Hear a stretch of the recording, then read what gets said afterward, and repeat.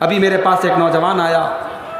مولوی صاحب داڑھی کے بارے میں کیا مسئلہ ہے؟ داڑھی رکھنا فرض ہے، سنت ہے، واجب ہے، مستحب ہے، کیا مسئلہ ہے داڑھی کا؟ اس لیے کہ اب داڑھی میں بھی کئی ڈیزائن نظر آ رہے ہیں۔ کوئی داڑھی کو پورا چھوڑے ہوئے ہے، کوئی داڑھی کو کاٹ چھانٹ کر رہا ہے، کوئی فرینچ کٹ داڑھی رکھے ہوئے ہے، کوئی شاہ رخ خان ٹائپ کی داڑھی رکھے ہوئے ہے، کوئی سلمان خان ٹائپ کی داڑھی رکھے ہوئے۔ یہ داڑھی کا مسئلہ کیا ہے؟ مولوی صاحب تھوڑا سا آپ اس کی وضاحت کر دیجیے، کان کھول کر کے سن لو۔ داڑھی رکھنا یہ کسی فلمی ہیرو اور کسی بالی ووڈ کے ایکٹر کا فیشن نہیں ہے۔ داڑھی رکھنا میرے نبی کا طریقہ ہے، میرے نبی کا حکم ہے، اور اہل حدیث وہ ہو ہی نہیں سکتا جو نبی کا حکم آنے کے بعد اگر مگر اور چوں چرا کی بات کرے۔ ہمارا یہ عقیدہ ہے کہ جس بات کا نبی نے حکم دے دیا اور کوئی دوسری حدیث ایسی نہیں ہے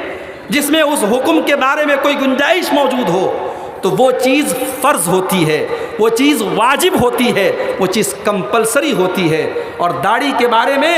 صرف نبی کا عمل نہیں ہے، نبی کا قول موجود ہے، نبی کا حکم موجود ہے۔ آپ نے فرمایا وَعْفُ اللُّحَىٰ، داڑھی کو چھوڑ دو۔ آپ نے فرمایا وَفِّرُ اللُّحَىٰ، داڑھی کو بڑھاؤ، داڑھی کو لٹکاؤ، داڑھی کو چھوڑ دو۔ یہ سارے الفاظ بتاتے ہیں کہ داڑھی کو اس کے حال پہ چھوڑ دینا یہی اللہ کے نبی کا طریقہ ہے۔ اب اس میں بعض صحابہ کا یہ عمل ملتا ہے صحیح احادیث سے کہ وہ ایک مشت سے زیادہ جو داڑھی ہوتی تھی وہ کاٹ لیتے تھے۔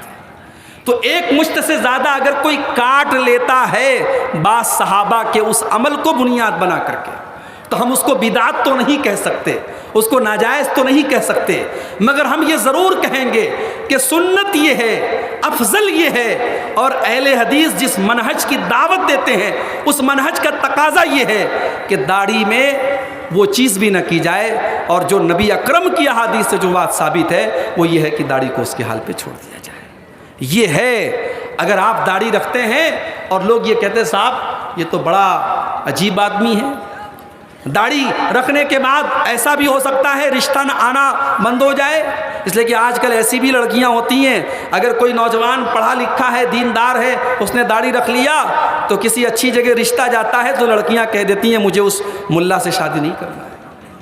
مجھے اس ملا سے شادی نہیں کرنا ہے۔ یہاں تک کہ میں نے کتنے نوجوانوں کو دیکھا ہے جب وہ داڑھی رکھتے ہیں تو سب سے پہلے اس کی ماں کہتی ہے کہ ارے تجھے کیا ضرورت تھی داڑھی رکھنے کی، تو اتنا ہینڈسم لگتا تھا، اتنا اسمارٹ لگتا تھا۔ سب سے پہلے باپ اعتراض کرتا ہے، کیونکہ 60 سال کا بڈھا باپ سیلون میں جا کے آئینہ دیکھ دیکھ کے جب شیو کراتا ہے، اور جوان بیٹا جب داڑھی کو چھوڑ دیتا ہے تو وہ باپ بھی اعتراض کرتا ہے تمہیں کیا ضرورت تھی بیٹا داڑھی چھوڑنے کی۔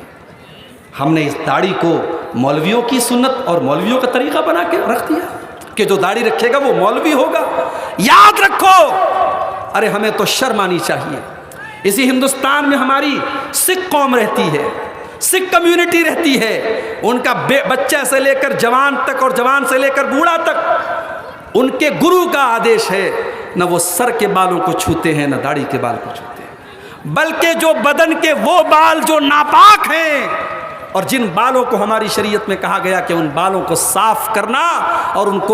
کو صاف کرنا یہ فطرت کا تقاضا ہے، سکھ قوم کے لوگ ان بالوں کو بھی ان کی حال پر چھوڑ دیتے ہیں کیونکہ ان کو اپنے گرو کے آدیش کا پالن کرنا ہے۔ اس کا مطلب یہ ہوا کہ ہم سے بڑھ کر کے وہ اپنے گرو کا پالن کرتے ہیں۔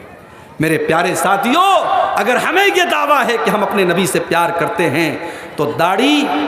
نبی اکرم کی سنت ہی نہیں، آپ کا طریقہ ہے، آپ کا حکم ہے، اور داڑھی کا رکھنا یہ واجب ہے، یہ کوئی مستحب کام نہیں ہے، یہ کوئی آپشنل کام نہیں ہے کہ کرو تو بھی چلے گا نہیں کرو تو بھی چلے گا، نبی اکرم نے حکم دیا ہے۔ اس لیے داڑھی کے معاملے میں بھی ہم کوئی کمپرومائز نہ کریں۔ کپڑا آپ پہن رہے ہیں، آپ بہترین ٹی شرٹ پہنیے کوئی مسئلہ نہیں ہے، آپ جینس کی پینٹ پہنیے کوئی مسئلہ نہیں ہے، مگر مرد کا کپڑا ٹخنے کے اوپر ہونا چاہیے۔ اگر سماج آپ سے یہ کہتا ہے